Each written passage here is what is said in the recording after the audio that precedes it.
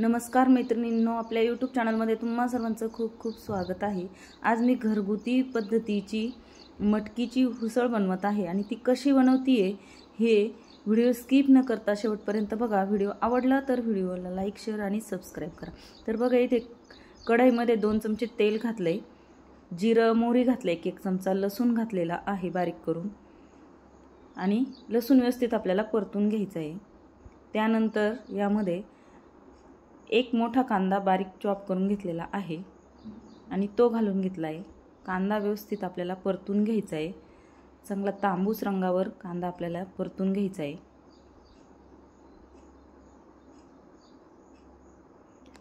कांदा परतत असतानाच यामध्ये आपल्याला 8-10 पानं कढीपत्त्याची घालून घ्यायची आहे। त्यानंतर व्यवस्थित मिक्स करून परतून घ्यायचे। त्यानंतर यामध्ये 1 टोमॅटोची प्युरी घालून घेतलेली आहे आणि हे व्यवस्थित मिक्स करून घ्यायचं आणि तेल सुटेपर्यंत व्यवस्थित आपल्याला 1-2 मिनिट परतून घ्यायचं आहे। त्यानंतर यामध्ये मसाले घालून घ्यायचे आहेत। तर बघा, अर्धासा चमचा हळद घातली आहे। त्यानंतर 1 चमचा लाल तिखट घालायचे, 1 चमचा घरगुती मसाला घातलेला आहे मी, गोडा मसाला। त्यानंतर 1 चमचा धने पावडर घातलेली आहे आणि 2 चमचे इथे मी कोल्हापुरी मिसळ मसाला घातलेला आहे आणि हे व्यवस्थित आपल्याला आता मिक्स करून घ्यायचे। चांगलं तेल सुटेपर्यंत आपल्याला व्यवस्थित परतून घ्यायचं आहे।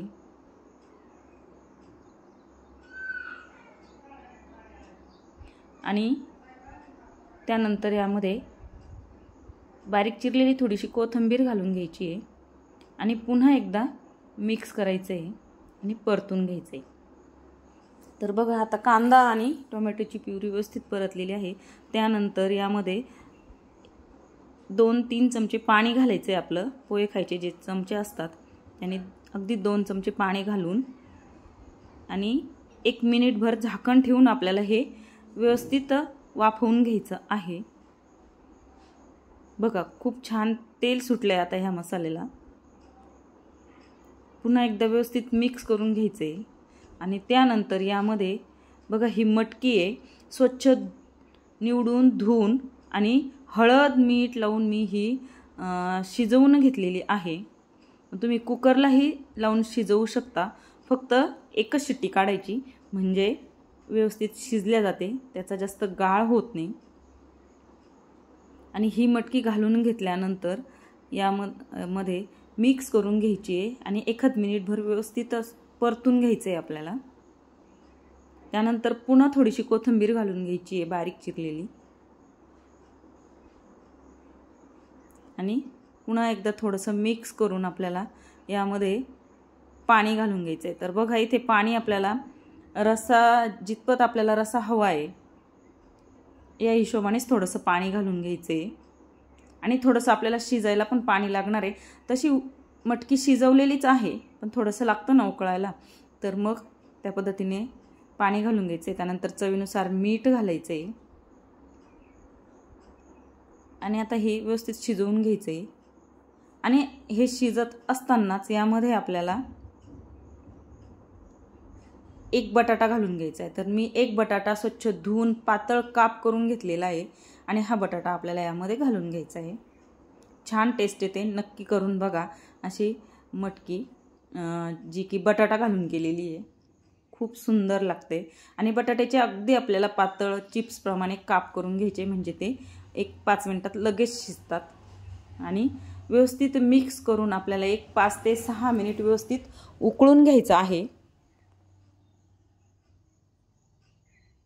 तर बघा, इथे उकळीही आलेली आहे आणि तरीही एकदम मस्त आलेली भाजीला। या पद्धतीने जर तुम्ही मटकीची उसळ केली तर खूप छान होते, करून बघा। बघा, खूप सुंदर हा बटाटाही शिजलेला आहे आणि टेस्टही खूप छान आणि सुवासही खूप छान येतोय. नक्की ट्राय करा. आणि पावबरोबर आपण ही सर्व करणार आहोत. आणि त्यावरती बारीक चिरलेला कांदा आणि थोडीशी बारीक शेव घालून आपल्याला हे पावसोबत सर्व करायचे. तर व्हिडिओ आवडला तर व्हिडिओला लाईक करा, शेअर करा. आपल्या चॅनलवरती नवीन असाल तर चॅनलला सबस्क्राईब करा. आत्तापर्यंत ज्यांनी सबस्क्राईब केले त्यांचे मनापासून खूप खूप धन्यवाद. आणि व्हिडिओ पूर्ण बघितल्याबद्दल पण सर्वांचे मनापासून खूप खूप धन्यवाद. नक्की ट्राय करा आणि कसं वाटलंय मला नक्की कमेंटमध्ये सांगा. खूप खूप धन्यवाद.